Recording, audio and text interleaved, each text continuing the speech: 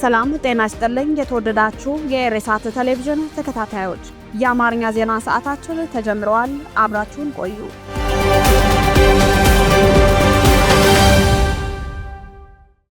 ሂማን ራይትስ ፈርስት በትግራይ ክልል የዘፈቀደ እስርና ሰዎችን የመሰወር ድርጊት እየተፈጸመ መሆኑን በመጥቀስ ስጋቱን ገለጸ።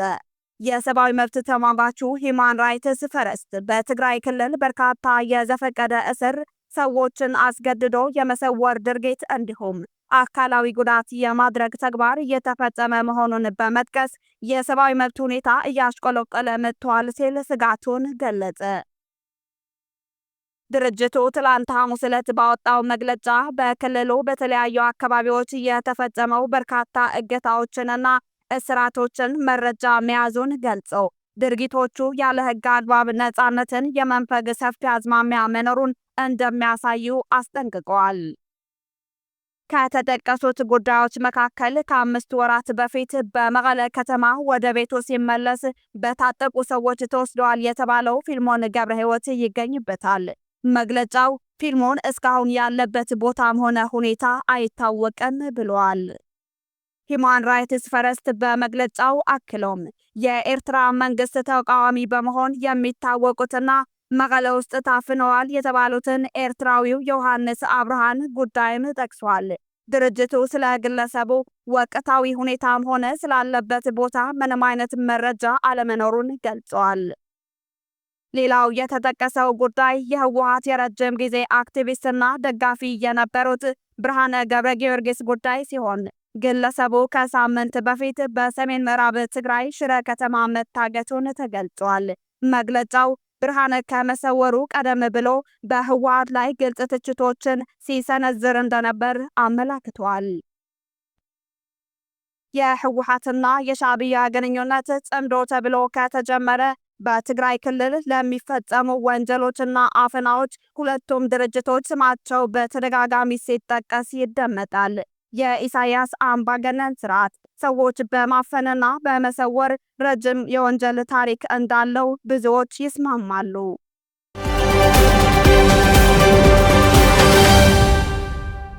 ዶክተር ጌዲዮን ፈቃዳቸው በተሰረዘው የዶቼ ቬሌ ዘጋቢዎች ጉዳይ ላይ ጣልቃ መግባት እንደማይችሉ ገለጹ። ዶቼ ቬሌ ፈቃዳቸው የተሰረዘ 2 ዘጋቢዎችን ዕጣ ፈንታ በተመለከተ ለኢትዮጵያ ውጭ ጉዳይ ሚኒስቴር ጥያቄ አቀረበ። ሚኒስትሩ ዶክተር ጌዲዮን ጢሞቴዎስ ጥያቄው የቀረበላቸው ትናንት ከጀርመን አቻቸው ዮሐን ቫዳፎል ጋር በመሆን በአዲስ አበባ ጋዜጣዊ መግለጫ በሰጡበት ወቅት ነው።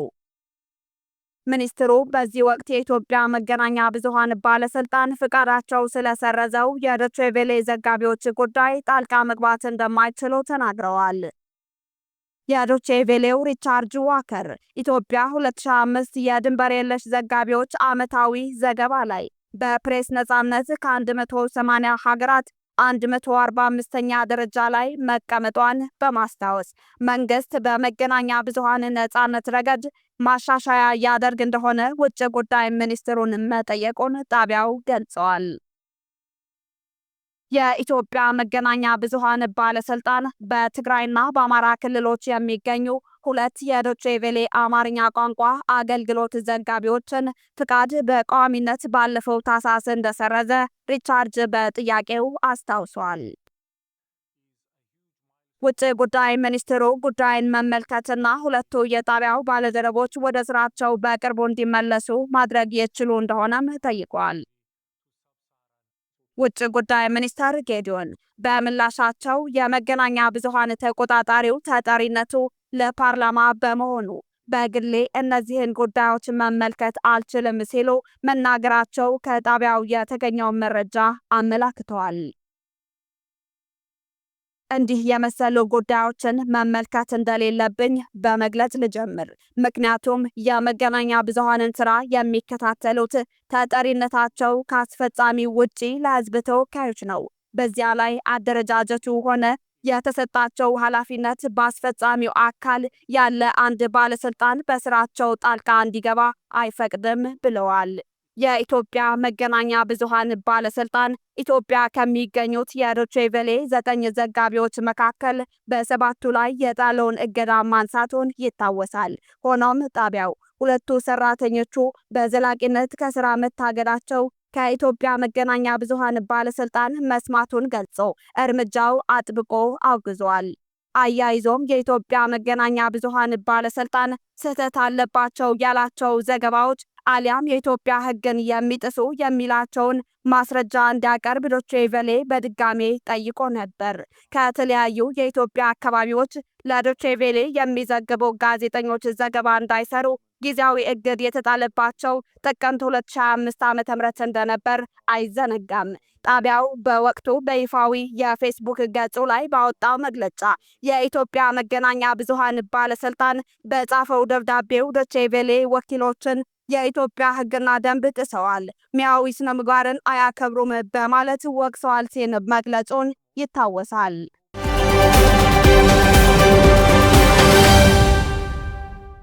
የአሜሪካ ምክትል የውጭ ጉዳይ ሚኒስተር ኢትዮጵያን ሊጎበኙ ነው። ከጠቅላይ ሚኒስትር አብይና ከአፍሪካ ህብረት ሊቀመንበር ጋርም ይመክራሉ። የአሜሪካ ምክትል የውጭ ጉዳይ ሚኒስተር ክሪስቶፈር ላንደው ከዛሬ ጥር 24 እስከ የካቲት 1 ቀን 2026 በምስራቅ አፍሪካ የሚያደርጉት ጉብኝት አካል ወደ ሆነችው ኢትዮጵያ እንደሚያቀኑ የአሜሪካ የውጭ ጉዳይ መስሪያ ቤት አስታውቋል። ምክትል የውጭ ጉዳይ ሚኒስትሩ በጉዟቸው በግብጽ፣ ኬንያና ጅቡቲ ጉብኝት እንደሚያደርጉ ተገልጿል። የውጭ ጉዳይ መስሪያ ቤት ባወጣው መግለጫ መሰረት ላንዳው ወደ አዲስ አበባ የሚያቀኑት ከአሜሪካ የአፍሪካ እዝ አዛዥ ጄኔራል ዳግቪን አርኤም አንደርሰን ጋር በመሆን ነው። በአዲስ አበባ ቆይታቸውም አሜሪካ ከኢትዮጵያ መንግስትና ከግል ዘርፉ ጋር ያላትን የንግድ ግንኙነት ይበልጥ ማሳደግ በሚቻልባቸው እድሎች ላይ በትኩረት እንደሚወያዩ ይጠበቃል። ምክትል ሚኒስትሩ ከጠቅላይ ሚኒስትር ዶክተር አብይ አህመድና ከሌሎች ከፍተኛ የመንግስት የስራ ኃላፊዎች ጋር በሚያደርጉት ውይይት በዋናነት ቀጠናዊ ሰላምና ጸጥታን በሚመለከቱ ጉዳዮች ላይ እንደሚመክሩ መግለጫው አመላክቷል። በተጨማሪም ከአፍሪካ ህብረት ኮሚሽን ሊቀመንበር መሐሙድ አሊ ዩሱፍ ጋር ተገናኝተው ሰላምን ማስፈን፣ የንግድ ትብብርን ማስፋፋትና አህጉራዊ ሰብአዊ ቀውሶችን መፍታት በሚቻልባቸው የጋራ አጀንዳዎች ላይ ይወያያሉ።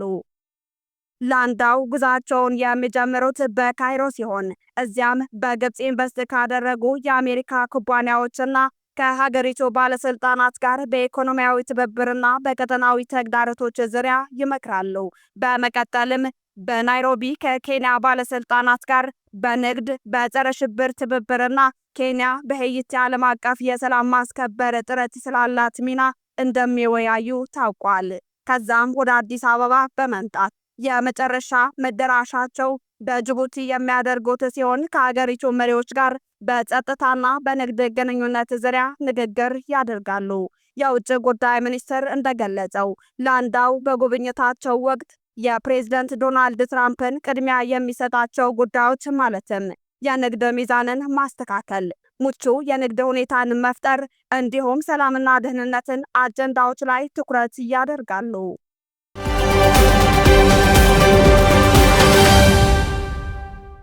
ሩሲያ በዩክሬን ጥቃት እየፈጸመች መሆኗን ተነገረ። ሩሲያ ሌሊቱን ለዛሬ አጥቢያ በዩክሬን ዋና ከተማ ኪየቭና በካርኪቭ ፈጸመች የተባለው የድሮን ጥቃት አንድ ሰው ሲሞት 23 መቁሰላቸው የየከተሞቹ አስተዳዳሪዎች አስታወቁ። የኪየቭ ወታደራዊ አስተዳዳሪ ታይሙር ታካሸንኮ እንዳሉት በጥቃቱ አንድ ሰው ሲሞት 4 ቆስለዋል።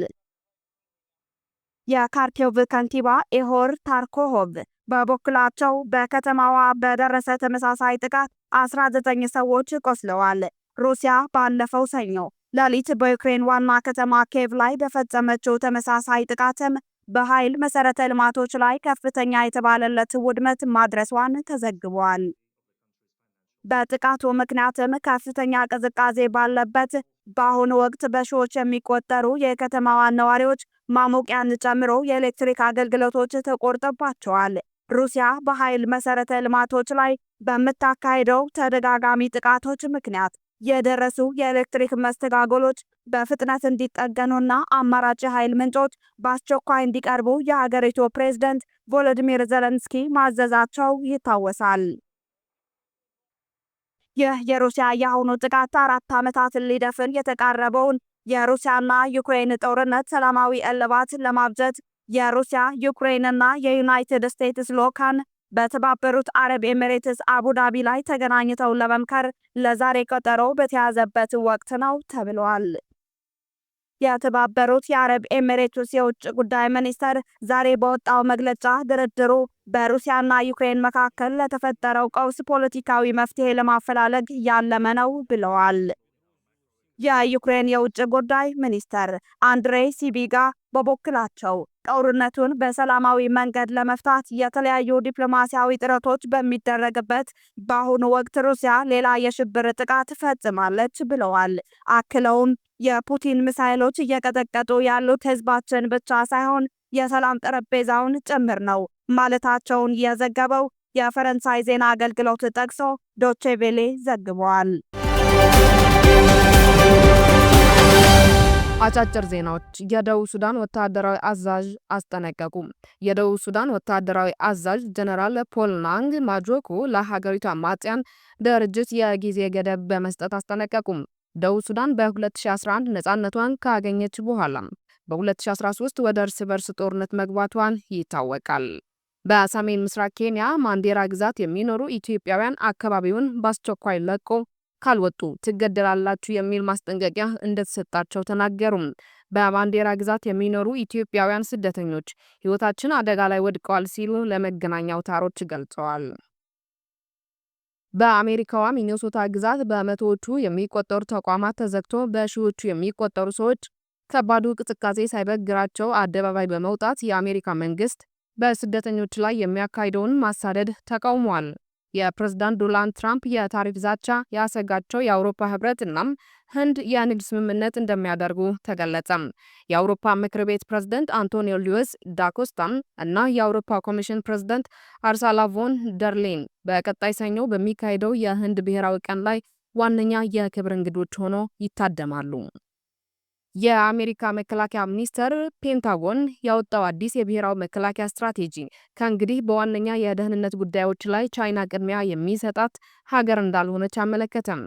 በየ4 ዓመቱ የሚታተመው ይህ ሰነድ የመስሪያ ቤቱ ዋነኛ ትኩረት የአሜሪካ የሀገር ውስጥና የምዕራባውያን ንፍቀ ክበብ ደህንነት መሆኑን ገልጸዋል። ዋሽንግተን ለረዥም ጊዜያት የአሜሪካውያን ተጨባጭ ጥቅሞች ችላ ብላ ቆይታለች ሲልም ተችቷል። አሜሪካ፣ ቻይናና ሩሲያ በራሳቸው መንገድ አዲስ የዓለም ስርዓት ለመፍጠር እንደሚፈልጉ ተንታኞች ይገልጻሉ።